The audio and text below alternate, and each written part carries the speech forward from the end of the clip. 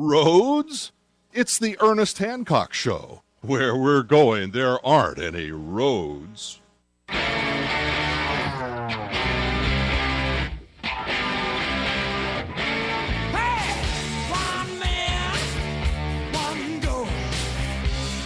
Yeah, one mission. What's that mission? How about truth?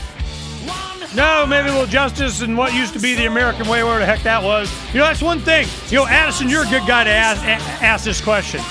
You know, this American way thing that they're going on about, and we're good guys and trying to advocate, like, you know, the business of America business. You know, you come here and be free, and you're doing this movie, this documentary on Odyssey Explorer, and how do we come out? I mean, does America looking kind of shabby?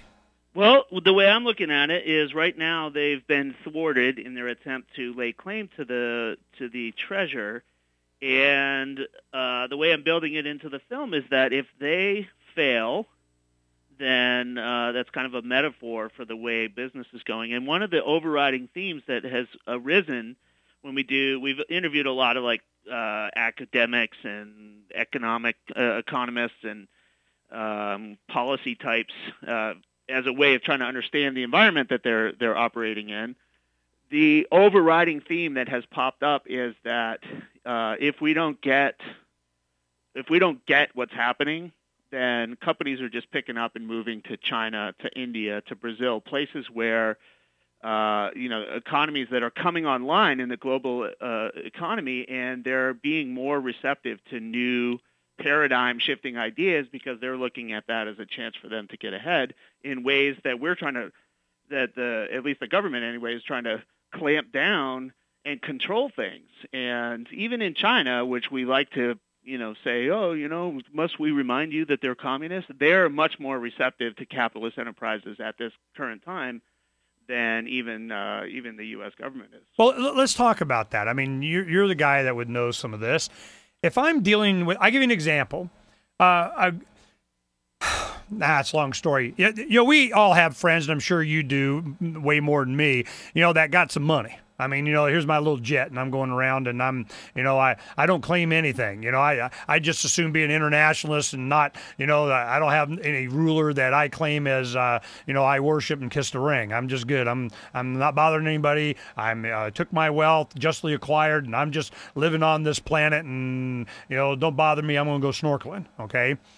And there was a young man that was a relative of one of my friends, and he just finished school in Las Vegas University there, and he goes, I'm going to China. He's going to immerse himself for 6 months to learn Mandarin, and there's nothing left for me here. And they had the resources for him to do, but it's only $1,500 for tuition.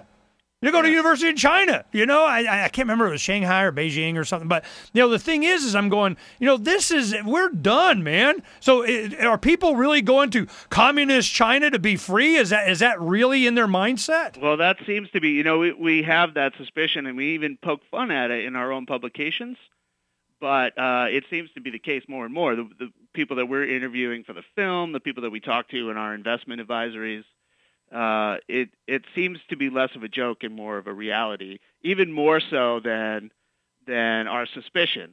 There's actually people just picking up, and Greg Stem, the founder of Odyssey Marine, points out very accurately that before the internet, before we were able to conduct business by our smartphones, you had to kind of be near the people that you do business with. You had to be in an office building. So big cities grew up with tall buildings in them. But now that we can communicate in ways that we don't have to be geographically next to one another, you can literally run your business. He runs his enterprise from Tampa in an office, but his ships and the people that work for his company are all over the planet, and he's in constant contact with them. So he's aware. He's obviously thinking, well, why do I have to be in Tampa? Why couldn't I be in Fiji, or why couldn't I be anywhere else where the communications are Fiji. supported and the I tax vote Fiji. structure is better? I vote Fiji. The one thing that we gone through the same thing here. We have an internet-based news portal, Freedom's Phoenix. We do that. We do, the radio show. We use the internet and ISDN lines and so on. Now, what happens is that communications are starting to get just broadband enough with new microwave technology and satellite that it looks like, Richard Branson, he gets Spaceship 14, goes up and starts putting up our own satellite. We just bypass this DoD internet and screw y'all.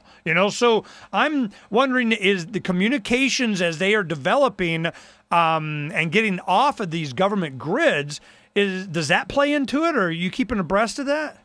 Well, we're trying to keep abreast of that, but we're doing it from a much more hands-on. What are people actually doing? Instead of projecting forward, we do have an analyst that tracks companies that are actually developing new technologies. So if you're interested in investing in some of those new communications tools or advances in biotech, those kinds of things, we have a source for that. But from a macro standpoint, we're also more curious about what people are actually doing rather than forecasting that that's the direction it's going to go in, because that's been around for a while.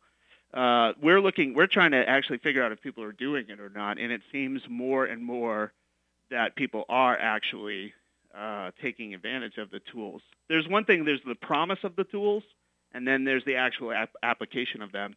And it looks like the application is beginning to be real. People are picking up and voting with their feet. Picking up and go wallet voting, walletvoting.com. We're setting it up for, a nice little silver project that we're doing just because we can, There you go. I'll tell you all about it. I'll send you a video of it real quick, what we're doing. You'll like it.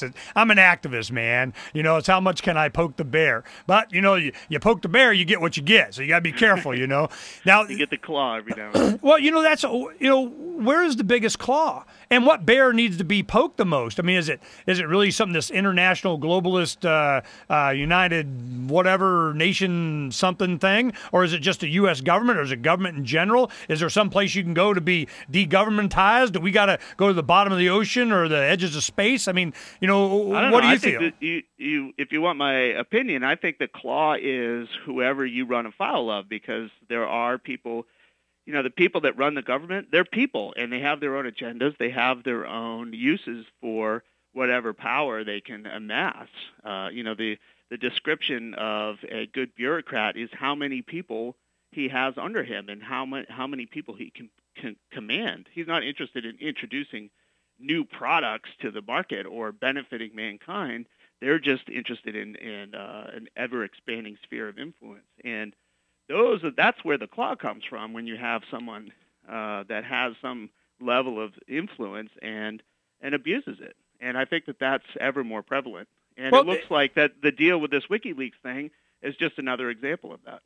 Well, this is one thing that is a good question is, how's that battle going? I mean, are we at a position to where, they're going to follow their own weight? They need us, the beatings will continue until morale improves. I mean, is that their mentality, or is it they got a long ways to go? There's a lot of fat on the land. The whole thing collapses under its own weight, and that's the focus on the deficit spending and the national debt. Eventually, people are going to expect to get paid back, and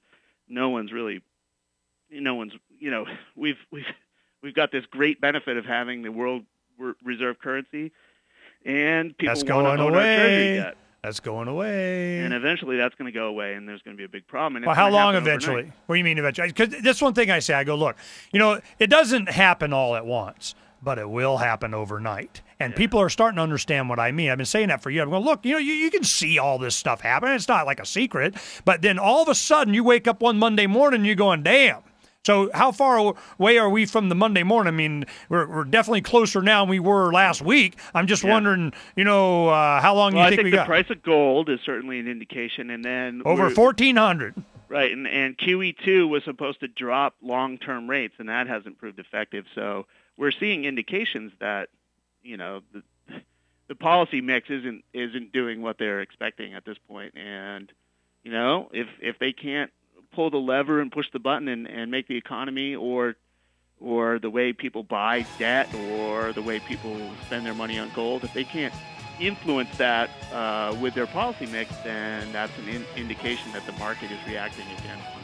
against their policy. I say we are reacting. We're against their policy. Their policy of, totalitarian, authoritarian, whatever, Aryan on me thing. It's just so neon, flashing obvious. And Addison Wiggin, Agora Financial LLC. You go look up Addison Wiggin, and his name will just blow up all over. Give us a website that, the primary website you'd like people to go to. Actually, the best thing to do is to go to thedailyreckoning.com, and you can sign up for our free daily right there.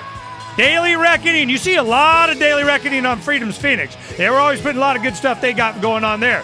Addison, thanks for coming on, man. It was a great show, and it was really enjoyable, and you taught us something we didn't know. Hold on a little bit. I want to talk to you. We'll be right back.